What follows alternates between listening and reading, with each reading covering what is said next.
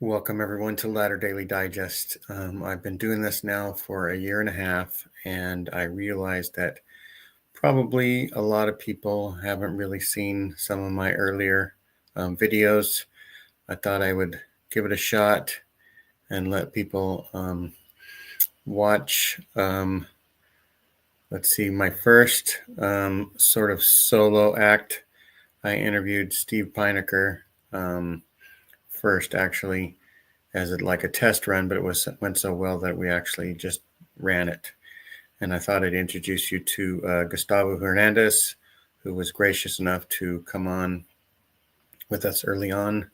Steve had brought him in early to his show, and Gustavo went from like 25 subscribers to 70 subscribers. And then I had like 7 subscribers, and Gustavo helped me get up to like 20. And so that really worked a lot. So I wanted to see, show people the difference between what a year and a half makes. I know I want you to watch. I had like 10 questions planned.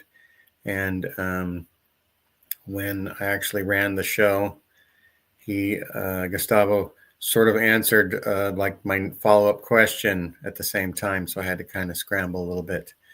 And so I will add it to the stage, and then I will drop out, and I'll just play it and see how it goes. Hello, everyone. Welcome to Ladder Daily Digest. Today, we're going to be interviewing Gustavo Hernandez, who I guess you're muted right now, but that's okay. Welcome to the show, Gustavo. Tell us about your podcast. Hi, Jane. Thank you for having me. Well, my podcast is called Viajes de Fe, and that's Spanish for Faith Journeys. And it's basically a faithful LDS podcast meant for a Spanish speaking audience. If you think of maybe, I don't know, maybe Mormonism with a Murph or Saints Unscripted, it's a cheap combination of both. Right. I'd like to let everybody know that Maven was going to try to be on this podcast, but she's experiencing some technical difficulties, and she'll be joining us at some future date, hopefully soon. I think that Radio Free Mormon is in the pipeline. Take a seat, ladies. It's members only. Captain is gone. Captain, you've been working out. What inspired you to start the podcast? Well, around 7 years ago, I went through what's called the faith crisis. I've learned about criticisms of the church. I read the CS letter. I found Mormon stories and all that material. And I remember that I was confused, didn't know what to think of it. Eventually, through some personal experiences, I decided to stay in the church. And later on, I began to find answers to my questions. Some came through what you call spiritual experiences, and others came through content creators, And in the past couple of years, I've seen that there are many content creators in English. I also saw that there's not just the faithful and not faithful approach. There is a huge spectrum of approaches. You can either be faithful and progressive, or faithful and conservative, or you can be unfaithful and Christian, or unfaithful and atheist. So there are so many points of view, all of them very interesting. And I was looking back to what we have in Spanish, and we don't have anything. So I thought, well, I want to be part of it. And I was thinking, what should my approach be? And then I thought, well, I'll create a channel I wish existed when I had my own questions. So that's what inspired me. I contacted Stephen Murphy from Mormonism with the Murph. And one time I said, hey, I like your channel. And he said, well, if you'd like to, you can share your story on the channel. And we had an interview around March. And that was the aha moment. I thought that I needed a huge budget or a studio to even try. So I thought, well, I can do it, and maybe I'll improve the production as time goes on, but I can start now. So I decided to start. I usually do interviews about people's faith journeys or about topics they study. Sometimes I cover some topics myself, but that's what got me started. Did you start with topics yourself, or were you able to get somebody to be interviewed? Well, I started with guests. The videos in which I do topics are rare because they require that I do some research. I write scripts and things like that. And sometimes with school and work and family, sometimes I don't have a lot of time to do that. Sometimes it's easier to have an interview. Uh, but yeah, I was able to find people who were interested in coming on the show. My very first guest was a friend I met when I was a missionary in Tijuana. And then I began to contact people through YouTube and Facebook. And it's been great because we've always had guests. And for now, we haven't run out of people. So I think that's good.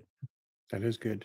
Um, Latter Day Digest is, I formed it so that we could spread the word with podcasts large and small. Some people may not have heard of even some of the big podcasts.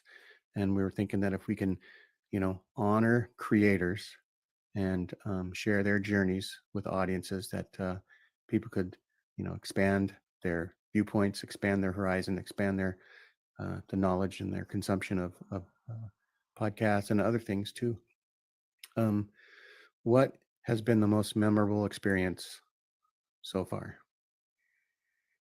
I think that connecting with people, when I started the channel, I was learning and getting introduced to the nuance behind believers and non-believers.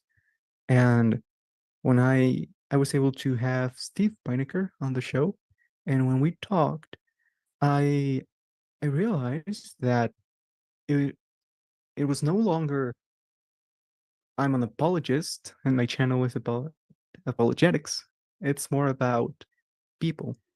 When it comes to I mean, my channel doesn't teach the gospel. It's not the missionary lessons or things like that.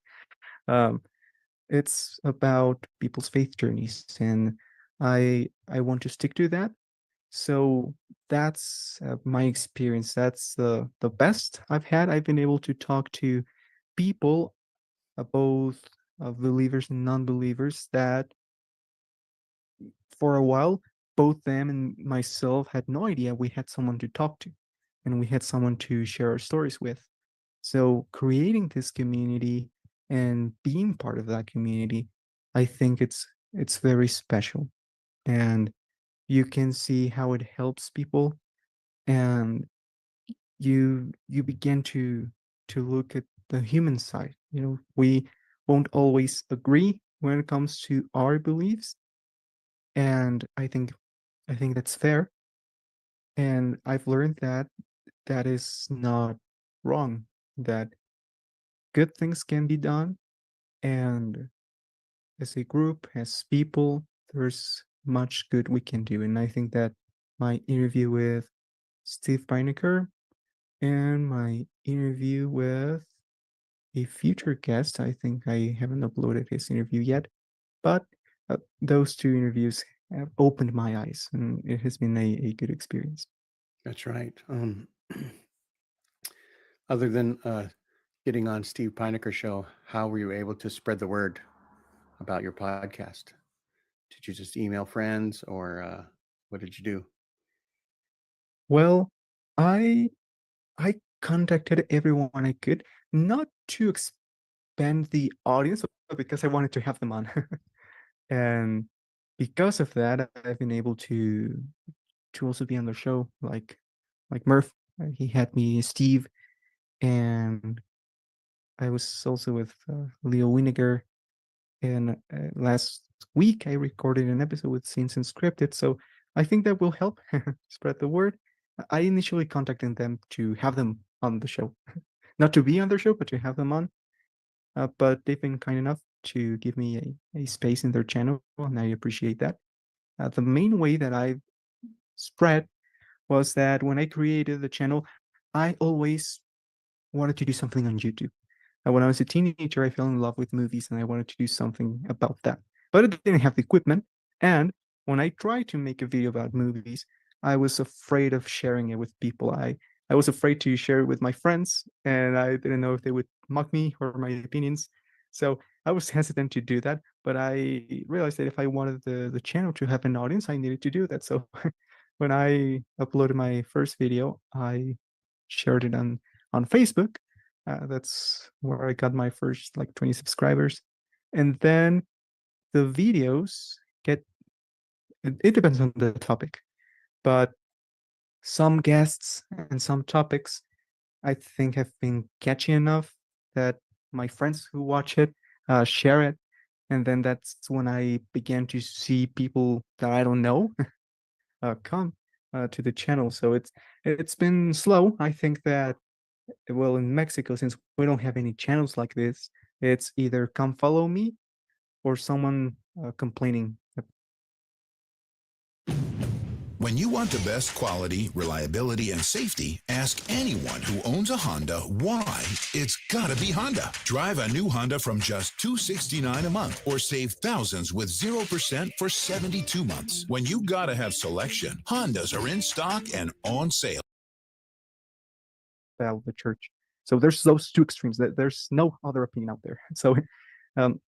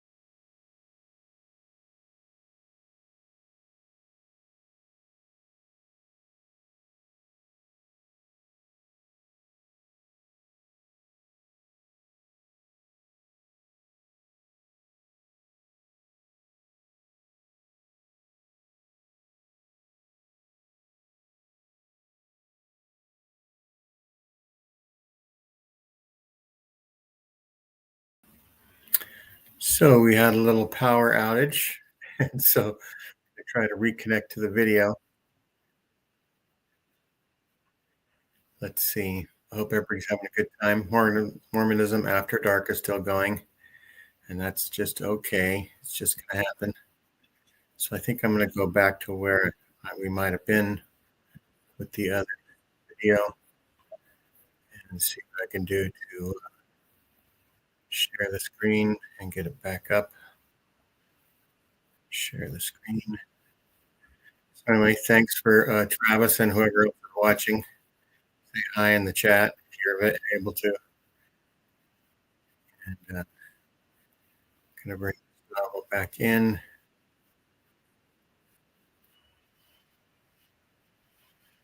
Subscribers. I know that's small, especially compared to YouTube. Got But 106 it's been subscribers. a great journey so far. That's right. So you mentioned some feedback you've gotten. Has any of the feedback helped you like have a better podcast?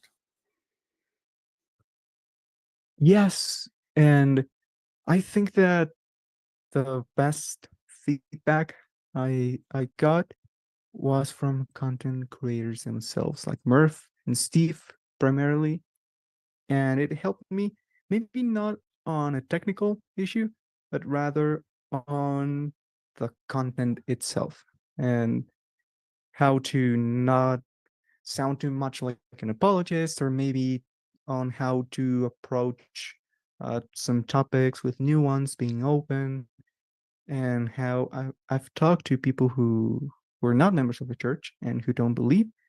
And I'll upload those interviews later, uh, but they help me to take a fair approach, without demonizing them or without doing something wrong. So they've been able to help me to maintain a good approach in which I can be clear where I stand, but at the same time, making sure everyone feels welcome.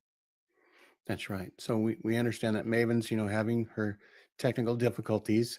Have you had any challenges like that for being a YouTuber? I know that I'm, learning how to do all the YouTube secret doors that get unlocked and stuff like that. Yeah, when it comes to technical difficulties, I've had a lot. I mean, when I decided to create the channel, there were some topics I wanted to cover, but I wanted to bring someone who knew about those topics, because if a 22-year-old talks about polygamy, maybe you won't take me that seriously. So maybe I'll bring on someone who knows more about it than I do, right? So um, when I tried to find someone in Spanish, I realized, well, there aren't that many people because this is not something that's covered in Spanish. I thought, well, what if I bring some guests and do the interview in English and then I add subtitles? So I chose to do that. So far, I think I have like 3 interviews uploaded. The one with Steve Pinecker, and a couple with Jim Bennett. And adding subtitles has been crazy because, for example, I work at customer support. So they gave me this, and for a while I used it, but I knew the audio quality wasn't very good. You sound like And a co-pilot or something on an airplane. yeah, Sometimes when you do something like that. yeah, it was better than not having a microphone, Mhm. but I wanted to do better because I knew that it wasn't something I would listen to. So my beautiful wife got me this microphone for my birthday. I still need to learn audio mixing and things like that to improve the quality. But I got this, and I've done some test interviews, and it's been working out great. I also have this uh, light rings. I also got one of those, and it's better. I'm still trying to figure out lighting better, but I've I've improved the equipment little by little. I usually do reviews through Zoom, and I have zero budget. So Right. I don't have the premium account, so it only lasts for 40 minutes. It's been a challenge when I'm talking to someone and I say, "Hey, the meeting's about to end. Can we stop?" That's And right. Wrap it up or do a part 2. yeah, Yeah, and then That click on reminds the link me, again I have some and things like that that. I could do. I might as well use it. Are you really the last person to find out about the Skip Ads Forever button? This is Pi, and if it sounds familiar to you, it's probably because you've seen their ads. Ta-da! It's my ring technology. Yeah, I'm and, losing my you know, light it's outside. yeah, that happens to me too, especially now that it's a little late. If I didn't have this light, it would look something like this. So yeah, not too good. That's right. So yeah, adding subtitles has been the biggest technical difficulty, because there are softwares that can do that, but you need to pay. And what I do now is that I have my personal email account and the channel's email account, and we both have like 60 minutes worth of automatic subtitles. So I do that. It adds the subtitles to English. So I just need to go back and type it to Spanish, but it's way easier that way. So that's what I Well, do. I hope that in the future I have enough to have a membership and automatically. But for now, those are some of the issues I. do you have any goals coming up? Any milestones that you want to reach? Yeah, so currently we're at, well, it's a very small goal. I put it a couple of months ago, but I wanted to reach the 100 subscribers. We're close to do that. I think we're just a couple of subscribers missing. Um, we have three 3K views, 3.5. So my next goal is 5,000, and there's also the hours, the watch time, and we have currently like 270 hours. So the goal is 500.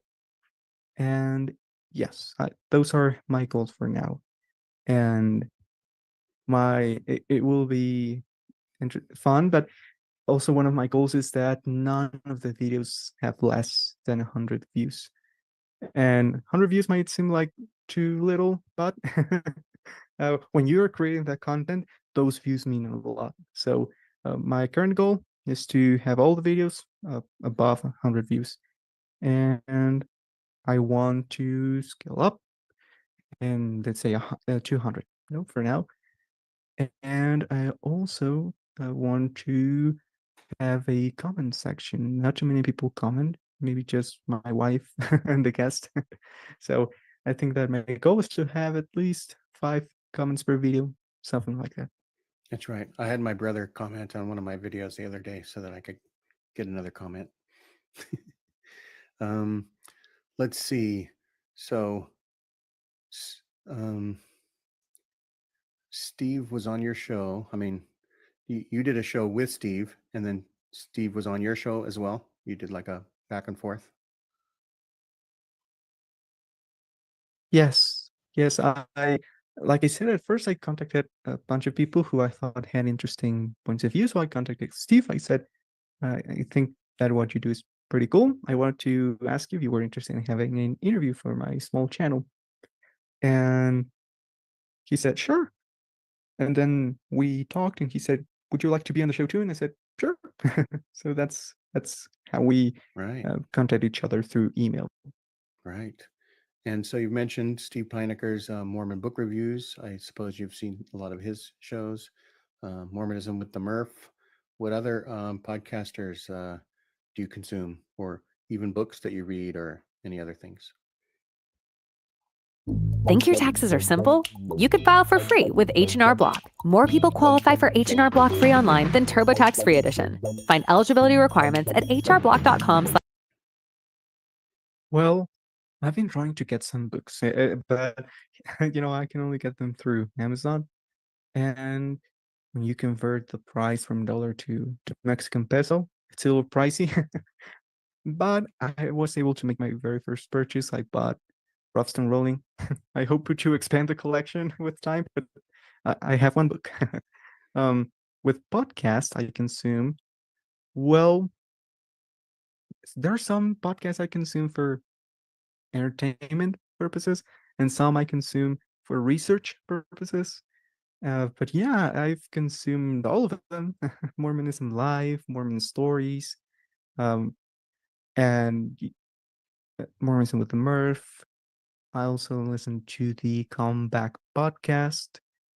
So, since I'm a member of the church, I usually listen more to the Faithful podcast than to other podcasts. But I've listened to all of them. I listen to Steve Mormon Book Reviews. Now I'll listen to Letter Daily Digest. That's right. I'm up to, I And think, 60 subscribers now. yeah, and it'll grow. I think it's a really cool concept, introducing everyone to different podcasts. And yeah, I listen to those. I listen to other people, but I don't think those are considered podcasts, more like just videos. But those are the main podcasts I listen to. That's right. And we promise to be on your show coming up maybe in a week or two. And hopefully I'll be able to get this show out. I heard from a relative that it's like a long lost, like second cousin, twice removed or something like that, who has done some beats, and he has a really small channel. And I kind of liked his music, and I said, "Hey, can I use that music for some bumper music?" And I said, "Okay." And so I'm going to try to figure out how to put in like a lead in bumper music and maybe some music on the way out. But that's some technology I might have to get some young person to help me with coming up. But anyway, thanks, Gustavo, for coming on Latter Daily Digest. And, it's an interesting journey. You and I are relatively rookies for doing our shows, and there's only one place to go for us but up. So Yeah, congratulations on your show. I've watched a couple of them, and I'm gonna get some more that I can watch, and can't wait to see your coming shows. So have a great day. thank you, Gene. All right, bye bye, everybody. The cash in your wealth.